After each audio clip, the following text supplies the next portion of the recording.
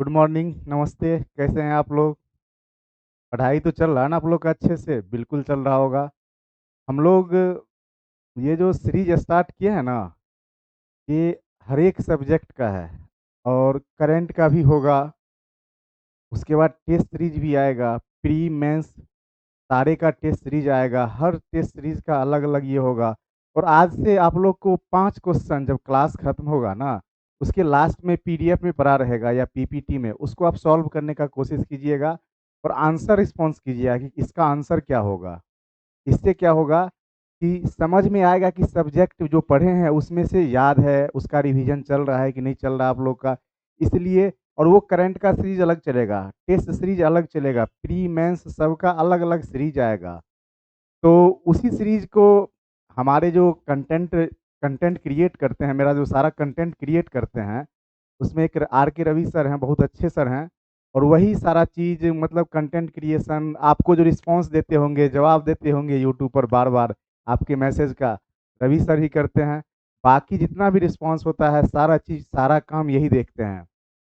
आप वो कुछ अपने तरफ से कुछ बात करना चाहते हैं आप लोग से, एक बार बात कीजिए। आइए रवि सर।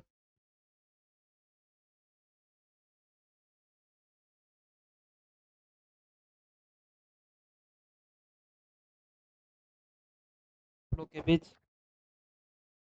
तथ्य बात करने का मौका मिला है सर के माध्यम से, सर के यूट्यूब के चैनल पे जो भी हैं, आप सभी को मेरा नमस्कार।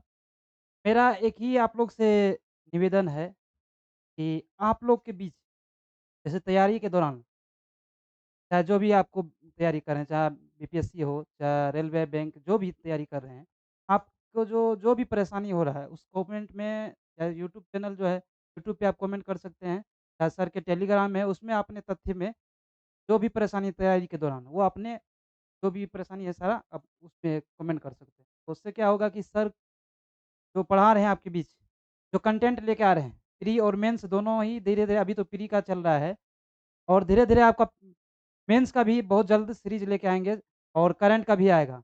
तो आप लोग से मैं यही इसलिए कह रहा हूँ कि बत सबसे ज़्यादा जो तैयारी कर रहा है, वो अपने मन में भावों को जो अपने मन में दबे हुए जो हैं, आपको क्या कंटेंट चाहिए, क्या नहीं चाहिए, वो सारा चीज़ सर लेके आएँगे और बहुत हमको आशा है कि आप लोग अपने राय दीजिएगा ताकि हम भी आपके उसमें खरे उतरेंगे और इस दौड़ को अच्छे से निभाएँगे सर और अच्छा रहेगा।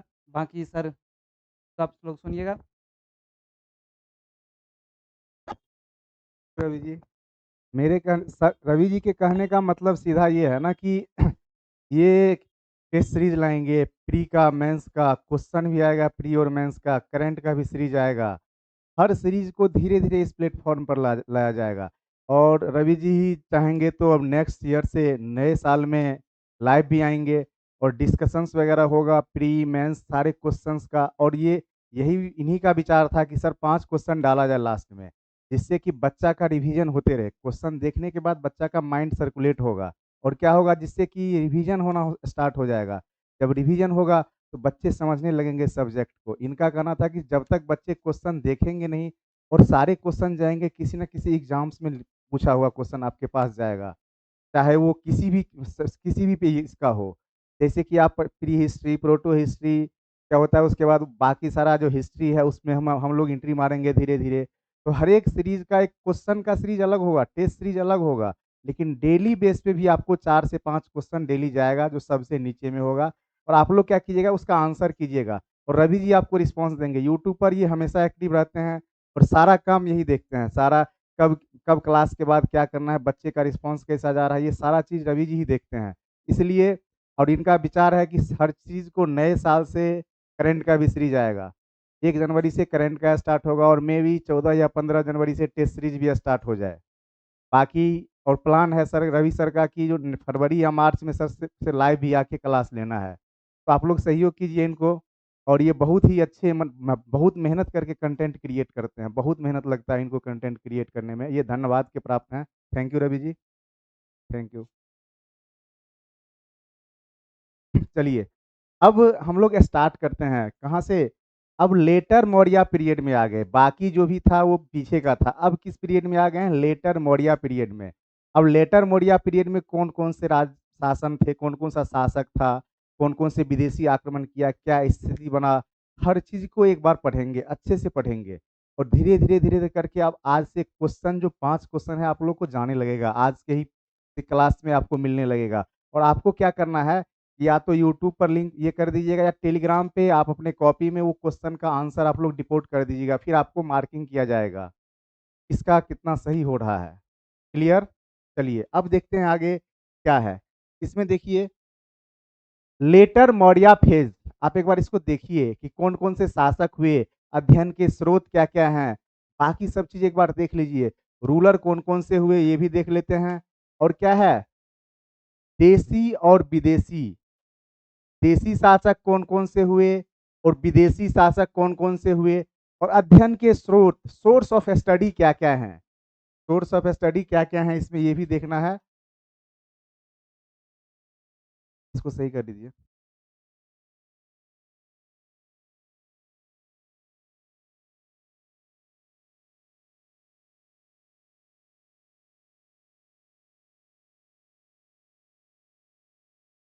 हाँ, अब देखिए क्या है कि अब देखिए क्या है कि ये सोर्स ऑफ स्टडी में साहित्यिक सोर्स क्या है, लिटरेचर वाला सोर्स और पुरातात्विक सोर्स क्या-क्या है, हर एक के बारे में पढ़ना है।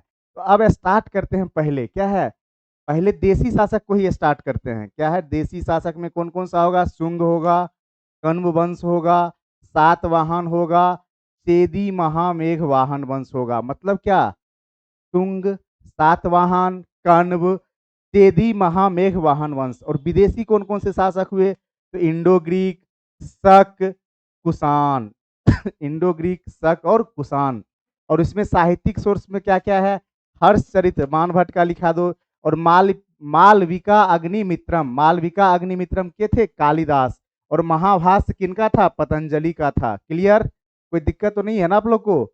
अब देखिए इसमें क्या है, पुरातात्विक साक्ष्य में क्या है, बेस नगर स्तूप, स्तंभ और भरहुत स्तूप, बेस नगर स्तंभ और भरहुत स्तूप। अब देखिए ये क्लियर हो गया ना कि उत्तर मौर्य काल में शासक कौन कौन थे और इनके पढ़ने का सोर्स क्या क्या है। तो शासक में एक देशी शासक थे और एक विदेशी शासक थे। और उसमें क्या है, अध्ययन के सोर्स में क्या है, एक साहित्यिक होगा और एक क्या होगा, पुरातात्विक होगा। आर्कियोलॉजिकल और लिटरेचर अलग अलग का सोर्स होगा, हर एक के बारे में पढ़ेंगे, एक एक करके पढ़ेंगे। और आगे देखते हैं क्या है। अब देखिए शुंग वंश पढ़िए, इस वंश का जो फाउंडर था पुष्यमित्र शुंग, इस वंश का कौन फाउंडर था, पुष्यमित्र शुंग। अब देखिए आगे क्या है, ये मौर्य साम्राज्य के अंतिम शासक बृहद्रथ का क्या था, सेनापति था। पुष्यमित्र शुंग कौन था, मौर्य साम्राज्य के क्या था, के अंतिम राजा कौन थे, बृहद्रथ उसका सेनापति थे। और उन्हीं की हत्या करके इसने किस वंश की नींव डाली, तो शुंग वंश की नींव डाली। यही लिखा हुआ है, ये मौर्य साम्राज्य के अंतिम राजा बृहद्रथ का सेनापति था और इसने बृहद्रथ की हत्या करके शुंग वंश की नींव डाली। क्लियर, शुंग वंश का नींव कौन डाले थे, तो पुष्यमित्र शुंग। अब देखते हैं आगे, आगे क्या है, ब्राह्मण, ये इसी के इन्हीं के समय में क्या हो गया, ब्राह्मण धर्म का पुनः स्थापना होने लगा। इनके शासन काल में क्या हो गया, ब्राह्मण धर्म का पुनः स्थापना हो गया। ब्राह्मण धर्म जो था उनका पुनः स्थापना किसके काल में हुआ, शुंग वंश के काल में हुआ। और इसकी कैपिटल क्या थी, पाटलिपुत्रा। शुंग वंश का जो कैपिटल था वो क्या था, पाटलिपुत्रा था। क्लियर, अब देखते हैं आगे, मेजर कल्चरल सिटी कौन कौन था, तो विदिशा। और इसी को क्या बोलते हैं, सेकेंड कैपिटल। मतलब पहला कैपिटल तो जान रहे हैं पाटलिपुत्रा, और ये कल्चरल कैपिटल कौन था, सांस्कृतिक राजधानी कौन था, तो क्या है, विदिशा। और ये विदिशा को दूसरा राजधानी भी बोला जाता था। क्लियर, अब देखते हैं आगे, इसको क्या है, इसको किस चीज का उपाधि दिया गया, शुंग वंश के शासक को, बौद्ध धर्म के ये शत्रु थे। मतलब क्या, बौद्ध धर्म को ये देखना पसंद नहीं करते थे। और स्तूपों का विनाशक कहा जाता है, इनको क्या कहा जाता था, स्तूपों का विनाशक, स्तूप को नाश करने वाला बोला जाता है। ये बौद्ध स्तूप का क्या करते थे, जहां देखते थे उसका को खल्लास करवाने का कोशिश करते थे। क्लियर, अब देखिए आगे, तो इनके द्वारा 2 अश्वमेध यज्ञ करवाया गया। अश्वमेध यज्ञ समझ रहे हैं ना, रामायण में भी देखे होइएगा अश्वमेध यज्ञ, यही यज्ञ 2 बार ये करवाए थे। क्लियर, अब देखिए आगे क्या है, ये भरहुत स्तूप का निर्माण करवाए, जो वर्तमान के सतना एमपी में है। वर्तमान में कहाँ है? सतना मध्य प्रदेश में है। क्लियर? अब देखिए आगे देखते हैं क्या है। और पुष्यमित्र शुंग का जो बेटा था, पुष्यमित्र शुंग का बेटा था, उसका नाम क्या था?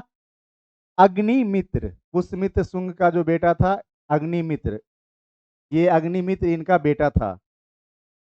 पुष्यमित्र शुंग का जो बेटा था उसको बोला जाता था अग्निमित्र।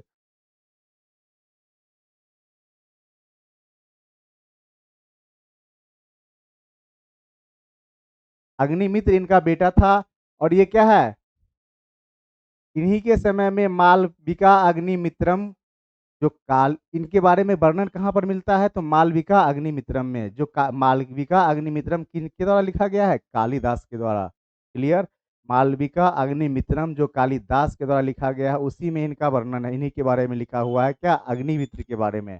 क्लियर? शुंग वंश, उसके बाद के भी उससे आगे देखते हैं। और इनका जो पुत्र था अग्निमित्र का, उसको क्या है? उनका नाम क्या था? वसुमित्र। अग्निमित्र का जो पुत्र था उसको क्या बोला? उसका नाम क्या था? वसुमित्र। क्लियर? और ये क्या है? इंडो ग्रीक, ये क्या किए थे? बहुत बड़ा अचीवमेंट था इनको। ये इंडो ग्रीक शासक डेमेट्रियस को हरा दिए थे। वसुमित्र जो थे, इंडो ग्रीक शासक जो थे डेमेट्रियस, उनको हरा दिया था। समझ रहे हैं ना? काफी मजबूत शासक थे वो। अब आगे देखते हैं क्या है। अब देखिए, भागीरथ था, ये अगला था इस वंश का, भागीरथ। और क्या है? इसको पढ़िए एक बार। इसके दरबार में तक्षशिला के राजा एंटियाल किदास का राजदूत हेलियोडोरस आया था। समझ रहे हैं ना? भागीरथ के भागीरथ के काल में तक्षशिला का राजा जो था एंटियाल किदास, उसी का राजदूत क्या था? हेलियोडोरस। क्लियर? अब देखते हैं आगे। हेलियोडोरस ने बेसनगर बेसनगर स्तूप का जो स्तंभ का जो निर्माण करवाया था, किसने करवाया था? हेलियोडोरस ने। कौन करवाया था? हेलियोडोरस ने। अब देखिए क्या है। देवभूमि, इस वंश का जो अंतिम शासक था, शुंग वंश का जो अंतिम शासक था, कौन था? देवभूमि। देवभूमि का हत्या करके उसका सेनापति वसुदेव जो थे, वो कण्व वंश की नींव डाले। मतलब उसका जो सेनापति थे ना, इसका, देवभूमि का, और वही उनका हत्या किए। और उनका नाम क्या था? तो वासुदेव। और वो किस वंश का नींव डाला? तो देख लीजिए यहाँ पर कण्व वंश का नींव। क्लियर? ऐसे ही धीरे धीरे एक स्मार्ट वे में पढ़ना है, हार्ड वर्क नहीं, स्मार्ट वर्क करना है, जिससे कि क्या होगा? तैयारी अच्छे से हो जाएगा, कम टाइम में, शॉर्ट पीरियड में, और धीरे धीरे सारा सीरीज तो आप लोग के लिए आ ही जाएगा। अब आगे देखिए, कण्व वंश, इसका जो फाउंडर था कौन था? वासुदेव। और ये इसके बारे में तो पता ही है, अंतिम शासक जो थे किसके? शुंग वंश के, देवभूमि, उसका हत्या करके इस कण्व वंश का नींव डाले थे। क्लियर? अब देखते हैं आगे। और ये ब्राह्मण धर्म के क्या थे? संरक्षक थे। वासुदेव क्या थे? ब्राह्मण धर्म के संरक्षक थे। सुशर्मा या सुसीम, ये था कण्व वंश का अंतिम शासक। मतलब क्या? कण्व वंश का जो अंतिम शासक थे उसका नाम क्या था? सुशर्मा या सुसीम। अब क्या है? इसका सेनापति जो सिमुक था, इसका सेनापति क्या था? सिमुक। और ये सिमुक क्या किया था? ये क्या किया था? सातवाहन वंश का नींव डाला। मतलब क्या? सुसीम का जब हत्या हो गया, किसके द्वारा? सिमुक के द्वारा, तो वो किस वंश का नींव डाला? तो सातवाहन वंश का नींव डाला। सिमुक किस वंश का नींव डाला? सातवाहन का। किसका हत्या करके? सुसीम या सुशर्मा का हत्या करके। सुशर्मा किस वंश के थे? तो कण्व वंश के थे। अब देखिए आगे। आज थोड़ा इसमें बोर्ड में प्रॉब्लम है क्या? अब देखिए आगे, देखते हैं क्या है।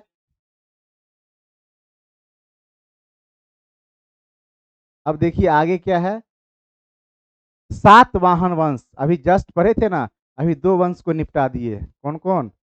बताइए। शुंग और कण्व। आप समझ रहे हैं ना कि किसी अंतिम शासक को उसका सेनापति मारता है और अपने नए वंश का नींव डाल देता है। वही ये सीरीज चल रहा है, चल रहा है कि नहीं चल रहा? जैसे ये सीरीज जो चला है पढ़ने का, हम लोग का एक साथ पढ़ने का, ये तो अनवरत चलेगा ना, इसी तरह से वंशज भी अनवरत चलेंगे। क्लियर? अब देखिए आगे क्या है। इस वंश का जो फाउंडर था कौन था? सिमुक। और कैपिटल क्या था? प्रतिष्ठान या पैथन। अभी कहाँ पर है? महाराष्ट्र में है। प्रतिष्ठान या पैथन कहाँ है अभी? महाराष्ट्र में। तो मतलब सिमुक भी तो महाराष्ट्र रीजन के ही होंगे। सातवाहन वंश किधर से है? दक्षिण भारत की तरफ से है। अब देखिए, ये भी ब्राह्मण धर्म के संरक्षक थे और ये वंश लगभग कितना दिन तक देख लीजिए, 300 साल तक, लगभग 300 साल तक इस वंश के द्वारा क्या हो गया? शासन किया गया।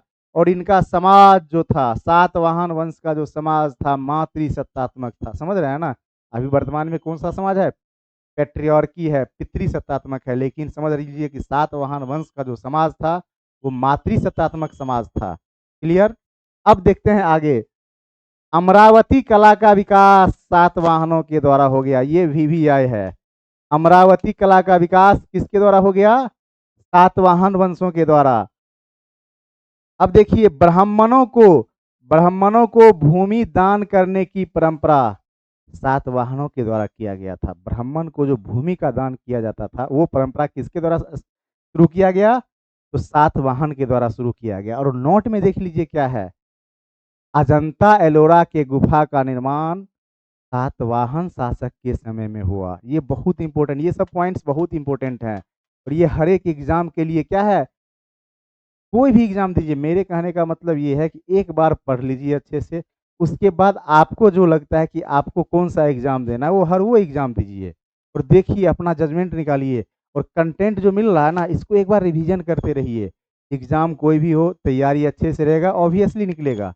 और ये सीरीज का चलने का मतलब आपका हर एग्जाम के लिए एलिजिबल है। किसी कोई भी एग्जाम आप दे रहे हैं, हर एग्जाम के लिए ये एलिजिबल है। अब देखिए, सातवाहन वंश के प्रमुख शासक सिमुक जो थे, इस वंश के संस्थापक थे।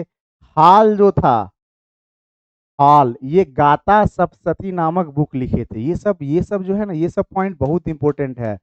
ये सब बुक्स वगैरह में बहुत कम मिलता है। देखिए, गाथा सप्तशती कौन लिखा था? हॉल। और ये गौतमी पुत्र सातकर्णी इस वंश का सबसे प्रतापी राजा। गौतमी पुत्र सातकर्णी इस वंश का क्या था? सबसे प्रतापी राजा। और फाउंडर राजा कौन थे? तो सिमुक। अब देखिए आगे क्या है?